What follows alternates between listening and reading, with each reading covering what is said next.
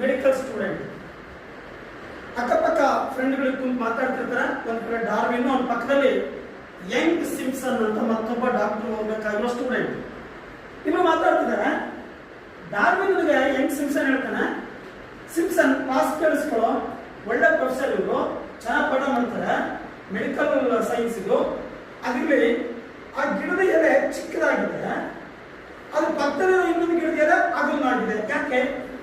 ನಾವು medical science related ಅಲ್ಲ ಕಣೋದು, ಹೋಗ್ಲಿ ಬಿಡೋದು ಬಿಟ್ಬಿಡು.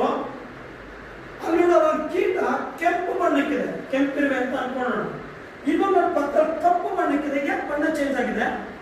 ನಾವು ಅಯೋಗ್ಯ, ನಾವು ಓದ್ತಿರೋದು ಮೆಡಿಕಲ್ ಸೈನ್ಸು, ಅದನ್ನೆಲ್ಲ ಕೇಳಿದ್ರೆ ನಾನೇನು ಹೇಳಿ, ಮತ್ತೆ ಮೆಡಿಕಲ್ ಸೈನ್ಸ್ ನಾನೇನು ಮಾಡಲಿ? ಅಂದ್ರೆ ಅಪ್ಪನ ಬಲವಂತಕ್ಕೆ ಮೆಡಿಕಲ್ ಸೈನ್ಸ್ ಸೇರ್ಕೊಳ್ಳೋದೇ ಚಾರ್ಲ್ಸ್ ಡಾರ್ವಿನ್. ಅವ್ನು ಡಾಕ್ಟರ್ ಆಗಲಿಕ್ಕೆ ಇಷ್ಟ ಇಲ್ಲ, ಅವ್ನು ಆಗೋದಿಲ್ಲ, ಮುಂದೆ ವಿಚಾರ. ಡಾಕ್ಟರ್ ಆಗಲ್ಲ ಅವನು. ಒಂದು ಫ್ರೈಡೆ ಅವನು ಮಧ್ಯಾಹ್ನ ಕ್ಲಾಸಿಗೆ ಬಂದಿರೋಲ್ಲ, ಚರ್ಚ್ಗೆ ಹೋಗಿರ್ತಾನೆ ಡಾರ್ವಿನ್. ಸ್ವಲ್ಪ ತಡವಾಗಿ ಬರ್ತಾನೆ ಕ್ಲಾಸ್ಗೆ. ಯಂಗ್ ಸಿಂಪ್ಸನ್ ಕೇಳ್ತಾನೆ, ಮಿಸ್ಟರ್ ಡಾರ್ವಿನ್,